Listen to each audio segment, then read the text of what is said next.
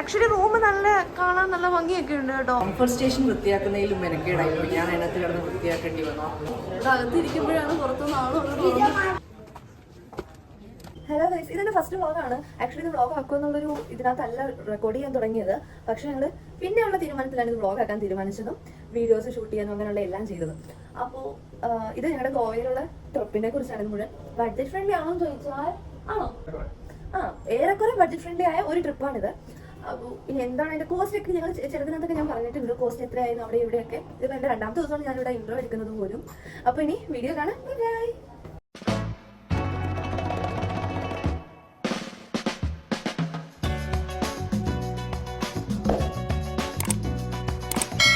രാവിലെ 10:50 കരുനാഗപ്പള്ളിയിൽ നിന്നുള്ള നേത്രാവതി എക്സ്പ്രസ്സിലാണ് ഞങ്ങൾ പോയത്. പക്ഷെ ട്രെയിൻ വളരെ നേരത്തെ ആയതുകൊണ്ട് തന്നെ 11:30ക്കാണ് കരുനാഗപ്പള്ളി സ്റ്റേഷനിലെത്തിയത്. എല്ലാവരും പറയും ട്രെയിനിൽ ഫുഡ് മേടിച്ച് കഴിക്കരുത്, പ്രശ്നമാണ്. പക്ഷെ ഞങ്ങൾക്ക് ഈ ബിരിയാണി കഴിച്ചത് നല്ല ടേസ്റ്റ് ആയിട്ടാണ് തോന്നുന്നത്. എഗ് ബിരിയാണി നല്ല ടേസ്റ്റ് ആയിട്ട് തോന്നി. അത്യാവശ്യം കുഴപ്പമില്ലാത്ത ക്വാണ്ടിറ്റി ഉണ്ട്. നല്ല ടേസ്റ്റ് ഉണ്ട്. 2 മുട്ടയുണ്ട്, ഒരു അച്ചാറും. 2 മുട്ടയുണ്ട്. 100 രൂപ. 100 രൂപയ്ക്ക് 2 മുട്ട. നല്ല 100 രൂപയ്ക്ക് 2 മുട്ട. ട്രെയിനില് നല്ല രീതിയിൽ ക്വാണ്ടിറ്റി റൈസ് ഉണ്ട്, ഒരു അച്ചാറുണ്ട്, ടേസ്റ്റ് ഉണ്ട്. പിന്നീടുള്ള സമയം കളയാനായിട്ട് ഞങ്ങൾ അവിടെ എവിടെയൊക്കെ നടന്ന് എന്ന് വെച്ച് നടന്ന് നേരം വെളുപ്പിച്ചെന്നല്ല, എന്നാലും എത്രയൊക്കെയോ സമയം പോയി. കണ്ണാടി കണ്ണിൽ വെച്ച സ്റ്റൈല് പോരാ, വായിൽ വെച്ചാലേ സ്റ്റൈലാവും എന്ന് പറഞ്ഞു തുടങ്ങുന്ന എച്ചാണ് ഞങ്ങളുടെ ഹീറോ. ഇന്നലെ രാവിലെ 11 മണി തൊട്ട് ഇന്നിപ്പോ 6:30 വരെയായി.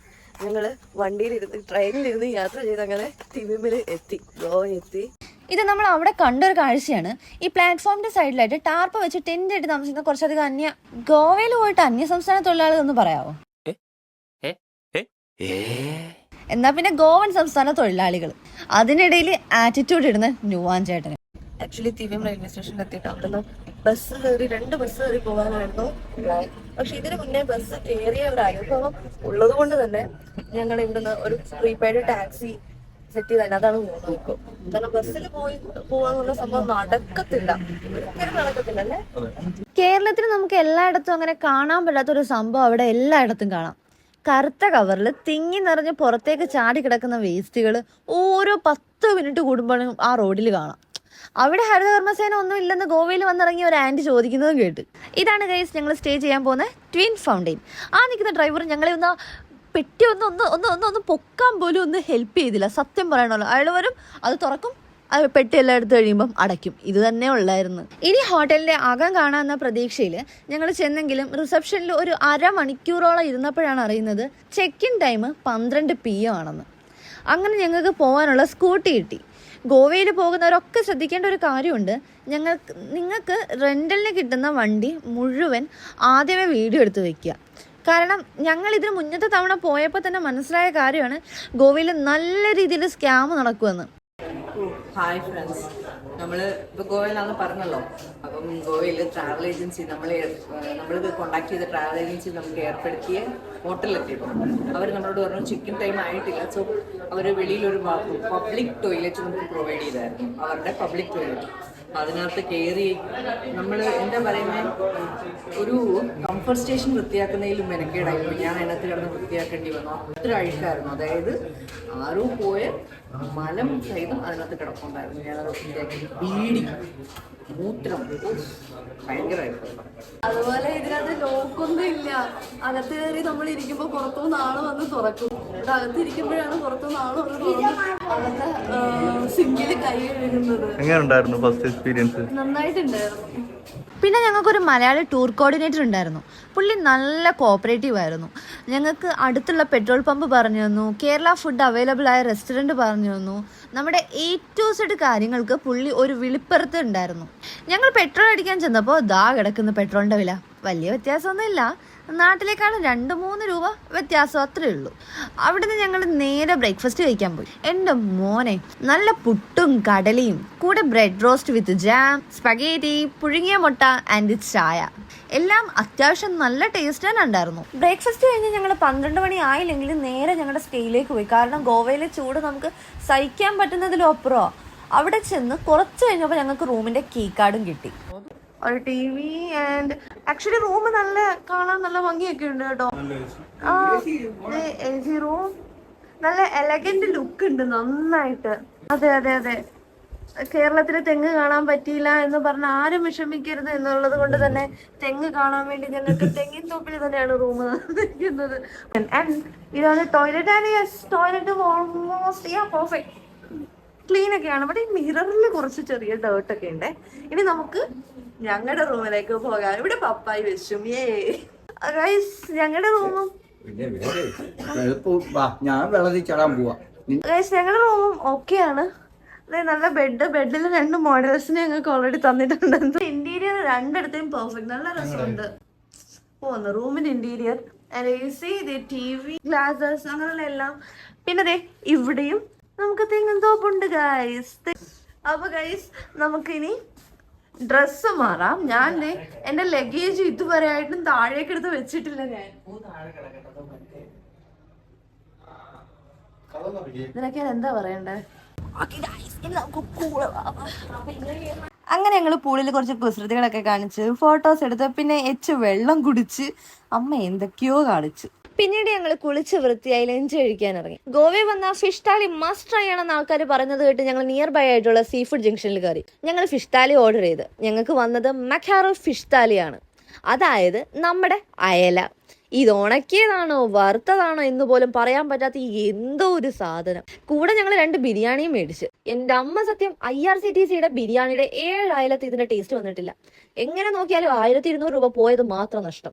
ഈ കാണുന്നതാണ് കൊക്കോ ബീച്ച് അല്ലെങ്കിൽ മണ്ടോവി റിവർ. ഇതിന് തൊട്ടടുത്തായിട്ടാണ് നമ്മുടെ നെക്സ്റ്റ് സ്പോട്ടായ ഈ ചർച്ചും റെയ്സ് മാഗൂസ് അല്ലെങ്കിൽ ഹെയ്സ് മാഗൂസ് എന്ന് പറയുന്ന ഈ ഫോർട്ടും. ഇത് ആക്ച്വലി പണിതത് 1493 ആദിൽ ഷാഹി എന്ന് പറയുന്ന സുൽത്താൻ മിലിറ്ററി ഔട്ട് പോസ്റ്റായി ചെയ്തതാണ്. ഗോവയിലെ ഏറ്റവും പഴക്കം ചെന്ന ഫോർട്ടും ഇത് തന്നെയാണ്. പിന്നീട് 1551 പോർച്ചുഗീസ് ഈ ഫോർട്ട് റീബിൽഡ് ചെയ്തു. അതിനു മുന്നേ തന്നെ അവർ ഫോർട്ട് ആദിൽ ഷാഹിയുടെ കയ്യിൽ നിന്നും കീഴടക്കിയായിരുന്നു. 1900 ശേഷം ഈ ഫോർട്ട് ഒരു ജയിലായിട്ടും പ്രവർത്തിച്ചിട്ടുണ്ട്. 93 ആയപ്പോഴേക്കും ഇത് ആരുമില്ലാതെ നശിക്കുന്ന ഒരു പരുവായപ്പോൾ 2008 ഗോവ ഗവൺമെൻറ് ഇതെടുക്കുകയും 2012 ആയപ്പോൾ ഈ ഫോർട്ട് ഒരു കൾച്ചറൽ സെൻ്റർ ആക്കി മാറ്റുകയും ചെയ്തു. ബേസിക്കലി ഈ ഫോർട്ടിനുള്ളിൽ ഹിഡൻ ഗൺ പോയിന്റ്, കുറേയധികം ജയിൽസ്, കനോൺസ്, വാച്ച്മാൻസിൻ്റെ സ്പോട്ടുകൾ തുടങ്ങിയ കുറേയധികം കാര്യങ്ങളുണ്ട്. ആ കനോൺസൊക്കെ കണ്ടപ്പോൾ സത്യം പറഞ്ഞാൽ ഞാൻ ഞെട്ടിപ്പോയി. കാരണം എൻ്റെ മുന്നിലിരിക്കുന്നത് എത്രയോ പേരുടെ ജീവനെടുത്ത കനോൺസ് ആണെന്ന് ആലോചിക്കുമ്പോൾ എന്തോ പോലെയായിരുന്നു. സത്യം പറഞ്ഞാൽ ഈ ഫോർട്ട് സെറ്റാണ്. പക്ഷേ ഇവിടെ എത്തണമെങ്കിൽ, ഇവിടെ നിന്ന് ഇറങ്ങണമെങ്കിലും കുറേയധികം സ്റ്റെപ്പുകളും കയറ്റങ്ങളും ഒക്കെ കയറണം. ഈ ഫോർട്ട് കണ്ടു കഴിഞ്ഞപ്പോഴേക്കും അമ്മ തീരുമാനമെടുത്തു ഇനി ഫോർട്ട്സ് വേണ്ട എന്ന്. അവിടെ തകർന്നു വീണത് ഞങ്ങളുടെ ചപ്പോറ ഫോർട്ടും അഗോഡ ഫോർട്ടുമാണ്. റെയ്സ് മാഗോസിൻ്റെ ഉള്ളു മുഴുവൻ കണ്ട ക്ഷീണത്തിൽ ഞങ്ങൾ തൊട്ടടുത്ത കടയിൽ നിന്ന് ജ്യൂസ് കുടിക്കാനായിട്ടിരുന്നു. ആംബിയൻസ് ഒക്കെ നല്ലതായിരുന്നാലും റേറ്റ് നമ്മളെ കത്തിക്കുന്നതായിരുന്നു. 2 ഓറഞ്ച് ജ്യൂസ്, ഒരു വാട്ടർമെലൺ ജ്യൂസ്, 2 ചായ എന്നിവയ്ക്ക് ടോട്ടലായത് 600 സംതിങ് രൂപ. പക്ഷേ ടേസ്റ്റ് ഉണ്ട്. അവിടെ നിന്നിറങ്ങി ഞങ്ങളുടെ ഒറ്റയ്ക്കിരിക്കുന്ന 3 വണ്ടി എടുത്തുകൊണ്ട് നേരെ ബാഗ ബീച്ചിലേക്ക് വിട്ടു. നിങ്ങൾ ഈ വെളിച്ചം കണ്ടോ? ഇവിടെ ഏതാണ്ട് നോക്ക്, ഈ വെട്ടം കണ്ടോ? ഇതൊരിക്കലും ഫിൽറ്ററോ ഫ്ലാഷോ ഒന്നുമല്ല. പക്ഷെ ഇവിടത്തുള്ള നാച്ചുറൽ ലൈറ്റ് ആണിത്. പക്ഷെ സമയം കണ്ടാൽ നിങ്ങൾ ഞെട്ടും. ഇപ്പൊ കറക്റ്റ് എത്ര മണിയായെന്ന് ചോദിച്ചാ ഞാൻ ഇപ്പൊ കാണിച്ചുതരാം. ഞങ്ങളാണെങ്കിൽ എന്താന്ന് പറഞ്ഞ ഞെട്ടി തരിച്ചു പോയ സംഭവമാണിത്. ഇത് ഇപ്പൊ സമയം 6:53 എന്ന് വെച്ചാൽ 7 മണിക്കുള്ള ലൈറ്റാണ് ഈ കാണുന്നത്. എന്ന് വെച്ചാൽ സൂര്യൻ അവിടെ അസ്തമിക്കാൻ പോകുന്നതേ ഉള്ളൂ. വിശ്വസിക്കാൻ പറ്റുന്നില്ല ഇത്. ഞാനൊരു 6:30 പ്രതീക്ഷിച്ചു. നമ്മള് മറ്റേ 40 ഇറങ്ങിയപ്പോ 5:52 ആയിരുന്നു. ഇത് ഒരിക്കലും നമ്മളെ കൊണ്ട് വിശ്വസിക്കാൻ പറ്റത്തില്ല കേട്ടോ. അത്രത്തോളം ലൈറ്റ് ഉണ്ട് ഇവിടെ. ഞാൻ ബാക്ക് ക്യാമറ കാണിക്കുമ്പോൾ കുറച്ചുകൂടെ മനസ്സിലാവുമായിരിക്കും അല്ലേ?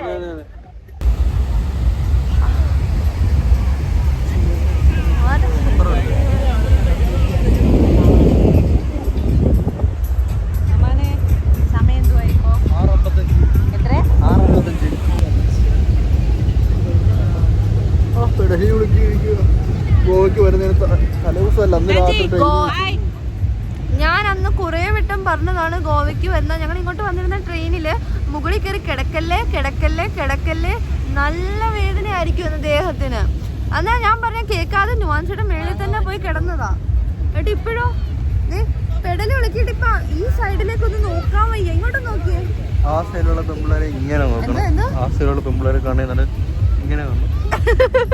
ഞങ്ങളിതേ ഇപ്പം അടുത്ത സാധനം ചായയിലേക്ക് കടന്നിരിക്കുന്നു. പിടിക്കാൻ പോലും ഇല്ല. ഇല്ല, സത്യം പറഞ്ഞാൽ കപ്പ് തീരെ ചെറുതാണ്, പക്ഷേ നല്ല മണമുണ്ട്, ഒരു നല്ല ടേസ്റ്റും ഉണ്ട്.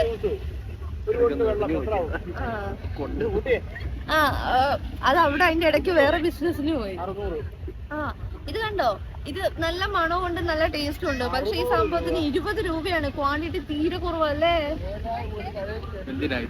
അതെ, ആടെ കണ്ടോ, ഒരു ഫസീനോട് താക്കോൽ. അത് എന്തുണ്ടെന്ന് നിങ്ങൾ കണ്ടോ? അത്രയുമാണ് സംഭവം. അങ്ങനെ ചായ കുടിച്ചു കഴിഞ്ഞു. ചായ ഇവിടെ ഞങ്ങളത് ചായയുടെ കപ്പിലും അത് പിന്നെ കാണിച്ചു തരാം. ചായയുടെ കപ്പിൽ സെറ്റ് സാധനം ഇതാണ് അടുത്തത്. മാങ്ങ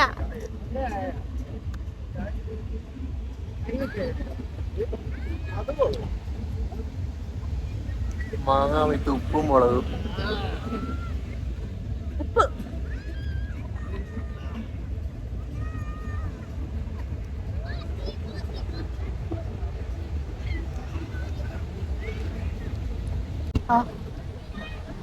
ഉപ്പ് ഭയങ്കര ഉപ്പ്. മധുരമുള്ള മാങ്ങ.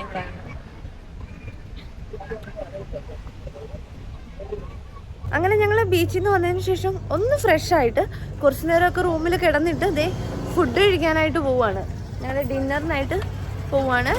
അപ്പോൾ പോയി ഡിന്നർ കഴിക്കാൻ അമ്മ ഇപ്പോൾ വീണേരാ ഞാൻ. അപ്പോൾ പോയി ഡിന്നർ കഴിക്കാം. Bye bye. ഹെൽമെറ്റ് ഇടണം. ഡിന്നർ കഴിക്കാൻ പോയി ഞങ്ങൾ പാനിപ്പൂരി കണ്ടപ്പോൾ അതിൽ വീണു. സത്യം പറഞ്ഞാൽ നാട്ടിലും ഗോവയിലും ഒരേ റേറ്റ് വരുന്ന ഒരേ ഒരു സാധനം പാനിപ്പൂരി മാത്രമാണ്. പക്ഷെ നാട്ടിലേക്കാൾ ക്വാണ്ടിറ്റി ഗോവയിലുണ്ട്. ഞങ്ങൾ കഴിച്ച് കുറച്ച് കഴിഞ്ഞപ്പോൾ മഴ പെയ്യാൻ തുടങ്ങി. ഞങ്ങളൊരു കടയിലേക്ക് കയറി നിന്നതോടെ ഇന്നത്തെ വ്ളോഗ് ഇവിടെ അവസാനിക്കുകയാണ്. ഇനി ഡേ 2 നമുക്ക് വീണ്ടും കാണാം. അതുവരെ ബൈ ബൈ.